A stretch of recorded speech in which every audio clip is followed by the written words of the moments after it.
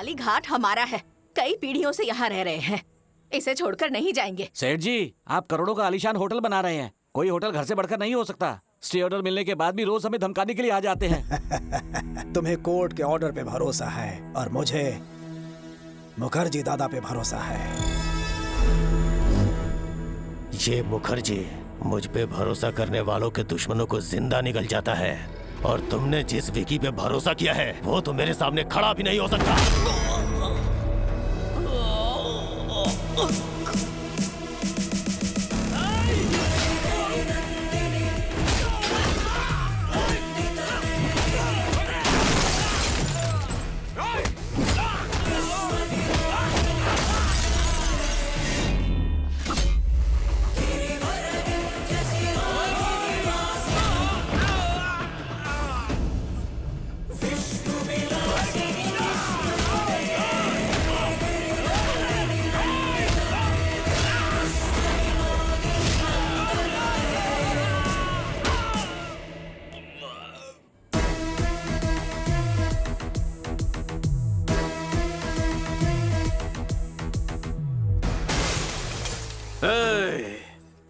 आइंदा कभी एरिया में कदम रखा तो जाते वक्त पैरों पे नहीं बैसाखी पे जाएगा।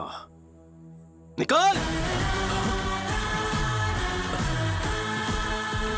जब मैं भूखा था तो काली घाट ने मुझे खाना खिलाया, बेघर था तो मुझे रहने का सहारा दिया। अब इस काली घाट को बचाना मेरा फर्ज है, मैं पीछे नहीं हटूंगा। आप लोग बेफिक्र रहिए। शुक्रिया बेटा। ये आदमी तो समझ से परे है। कभी किसी ने इसे खाना खिलाया था तो उनके लिए ये अपनी जान दांव पे लगाने को तैयार है, और तुमने तो उसके होटल बंद करवाए।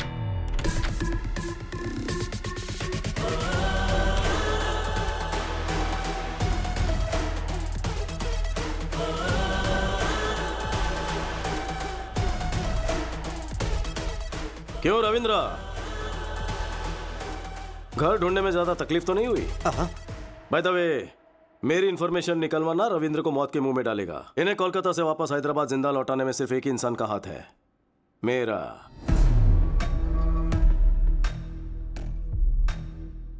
मैं क्या भला हूं सब समझ गए होंगे।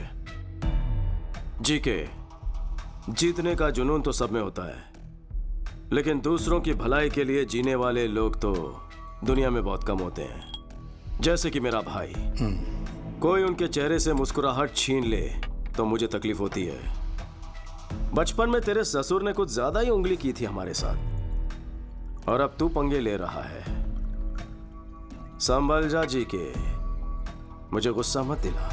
क्यों रे, हुल दे रहा है क्या? बेहतर है कि गुस्सा मत दिला, नहीं तो भूचाल आ जाएगा। तेरी आंखों के सामने तेरी फैमिली की हर खुशी को और उनके चेहरे की हर हंसी को गायब कर दूंगा, और तू कुछ उखाड़ नहीं पाएगा। हंस ले, जी भर के हंस ले। लेकिन तेरे जिस आदमी ने होटल में जहर मिलाया था वो हमारे हाथ लग गया है। तेरी हंसी क्यों रुक गई? तेरे बंद करवाए होटल्स जब खुल जाएंगे, तेरे काले राज जब दुनिया के सामने आएंगे, तेरा एम्पायर इस बर्फ की तरफ पिघल जाएगा। घोल के पी जाऊंगा तुझे। देखा जी के, सिर्फ वार्निंग सुनकर तेरी हंसी मातम में बदल गई है।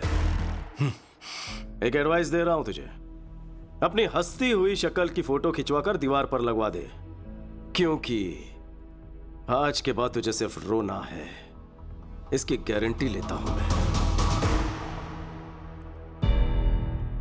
थोड़ा सा स्ट्रांग हो गया ना, कोई बात नहीं, गटक ले।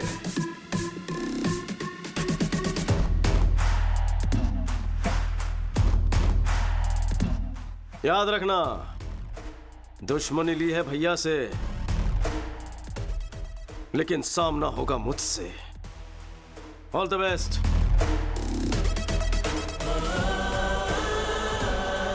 ब्रेकिंग न्यूज, राजाराम के होटल का जहरीला खाना खाकर अनाथालय के बच्चों की हालत गंभीर हो चुकी है। अगर बच्चों को कुछ हो गया तो राजाराम को जेल जाना पड़ेगा। सुखी भवा होटल के स्थायी तौर पर बंद होने की संभावना है। सिस्टर, ऑक्सीजन लेवल बढ़ाओ। क्यों डॉक्टर? Okay sir. इतना टाइम हो गया तो भी ये रिकवर क्यों नहीं हो रहा है? खाने में कौन सा पॉइजन था और उसमें कौन कौन से केमिकल्स थे ये पता नहीं चल पा रहा, इसलिए हम ठीक से ट्रीटमेंट नहीं कर पा रहे।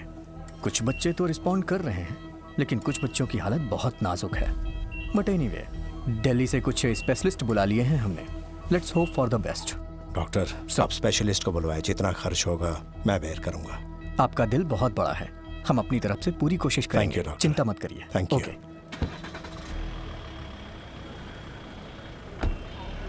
Okay sir. वकील साहब, हाँ, अरे रे भैया तो अभी अभी निकल गए। इसीलिए तो मैं आया हूँ। भैया के केस के बारे में डिस्कस करना है। उस दिन भैया के आश्रम में जो फूड पॉइजनिंग हुई थी, उस मामले में बच्चों को दिए खाने में कुछ हानिकारक केमिकल्स मिले हुए थे। फूड इंस्पेक्टर ने केस किया था। किसी ने मिलाया होगा, इसलिए फूड पॉइजनिंग हुई। क्या पुलिस को इस केस में एक भी सुराग नहीं मिला? जीके ने इन्वेस्टिगेशन को ठीक तरीके से होने नहीं दिया। इस षड्यंत्र को किसने अंजाम दिया पता लग जाएगा। सच्चाई अपने आप सामने आ जाएगी। भैया को निर्दोष साबित करना और जीके को दोषी। एक और रास्ता है। कौन सा रास्ता? ये कौन है? ये जीके की फूड कंपनी में बतौर साइंटिस्ट काम करता था। नाम है महेश। वहाँ हो रहे मिलावट के बारे में और हेल्थ प्रॉब्लम्स को लेकर काफ़ी रिसर्च है उसकी। जीके फूड्स खराब है। जब भैया ने यह बयान दिया तब ये महेश भैया से मिला था। जीके पर आपने जो भी आरोप लगाए हैं वो सब सही हैं सर। एक्चुअली वो चाइना से अडल्ट्रेटेड प्रोडक्ट्स लाकर बिना अप्रूवल के ही मार्केट में बेच रहे हैं। चिप्स में अच्छे ऑयल के बदले पामोलिन ऑयल इस्तेमाल कर रहे हैं, जिससे कैंसर होने का बहुत बड़ा रिस्क है। चाइनीज सॉल्ट के बदले अजीनोमोटो यूज कर रहे हैं, जिससे छोटे बच्चों में और बड़ों में भी ब्रेन सेल्स डैमेज होने का खतरा है, जिससे दिमाग ठीक से फंक्शन नहीं कर पाता। कई समय से मैं जीके के सारे प्रोडक्ट्स पर एक रिपोर्ट तैयार कर रहा हूँ। लैब रिपोर्ट तैयार होते ही मैं खुद ही आपसे आकर मिल लूंगा, लेकिन तब तक मेरा फोन स्विच ऑफ रहेगा, क्योंकि जीके के लोग मेरा फोन टैप कर सकते हैं सर। सही समय पर मैं आपसे जरूर कांटेक्ट करूंगा। उसके बाद उसे कांटेक्ट नहीं हो पाया। हमने उसे हर जगह ढूंढा, लेकिन उसका कहीं पता नहीं चला।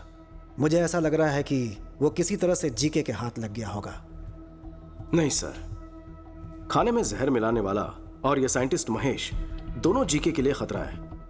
वो दोनों जिंदा है तभी जीके अभी तक भैया का पीछा कर रहा है। पहले जहर मिलाने वाले को ढूंढ निकालेंगे, तभी सच्चाई सामने आएगी। लेकिन जो भी करना है फाइनल हियरिंग के पहले ही करना होगा।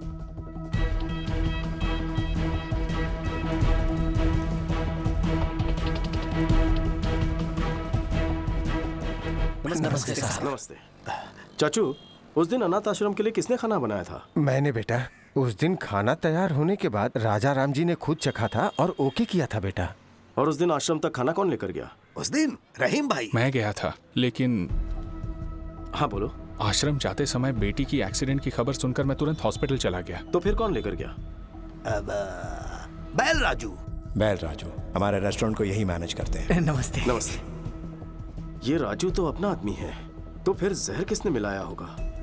रहीम भाई ये बताइए, आपकी बेटी की तबीयत कैसी है? अल्लाह का शुक्र है, वो बिल्कुल दुरुस्त है। जिस ट्रक से उसका एक्सीडेंट हुआ उसके ड्राइवर ने ही उसका इलाज करवाया। बहुत नेक इंसान है, अल्लाह का बंदा है। उसका नाम याद है?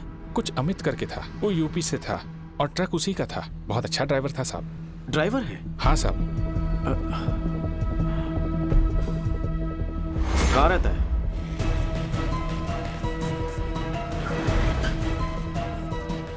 यहाँ अमित नाम का एक ड्राइवर है, कहाँ रहता है? हाँ साहब, वो यहीं पर रहता है। वो देखो वहाँ पर है। Thank you. अमित। हाँ, आप कौन? एक एक्सीडेंट करवाना है। क्या? टक्कर मारकर हॉस्पिटल में भर्ती करवाना है। रेड बोल। लगता है आप पी के आए हैं सर। मैं ऐसा काम नहीं करता, इज्जत से अपना काम करता हूँ मैं।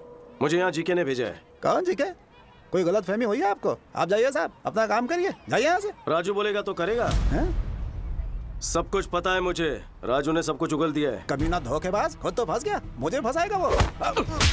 फोन कर, फोन कर उसे, फोन कर उसे। सर, जीके साहब का फोन आया है। वो आपसे बात करना चाहते हैं। जीके का फोन? हेलो मुखर्जी, कहते हैं दुश्मनों का दुश्मन सबसे खास दोस्त होता है। अगर तुम्हारी ताकत और मेरा दिमाग मिल गया तो प्लान क्या है? उसकी फैमिली हैदराबाद में ही रहती है। यूं समझो परिवार उसकी कमजोरी है। अपने भाई पर वो चांद छिड़कता है। यही है प्लान।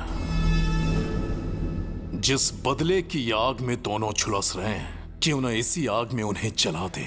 जल्दी आ जाओ, मिल के मारेंगे। ओके।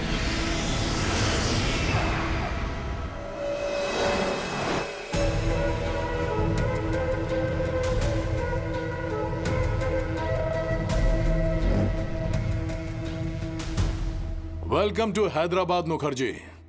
दुश्मन का दुश्मन हमारा खास दोस्त। प्लान क्या है? Excuse me. वेल राजू, बोलो। सर, विक्की ने अमित को ढूंढ निकाला है सर। उसने मेरी सारी सच्चाई बता दी है उसे। वो विक्की मुझे जहन्नुम से भी ढूंढ निकालेगा। इतना डरता क्यों है? तू फौरन वहां से निकलकर मेरे हाई टावर वाली बिल्डिंग में पहुंच। तुझे वहां मेरा आदमी पिकअप करने के लिए आएगा।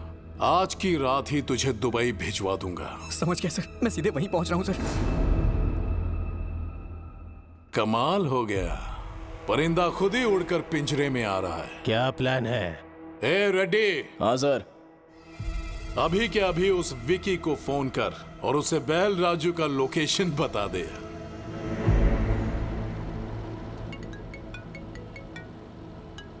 हेलो। आप जिस बैल राजू को ढूंढ रहे हैं ना, वो नानकपुरा के हाई टावर में छुपा है। जीके के आदमी उसे वहीं जाके मारने वाले हैं। जल्दी पहुंचो, ज्यादा समय नहीं है उसके पास। आप कौन है? आपके भाई का प्रशंसक और शुभचिंतक।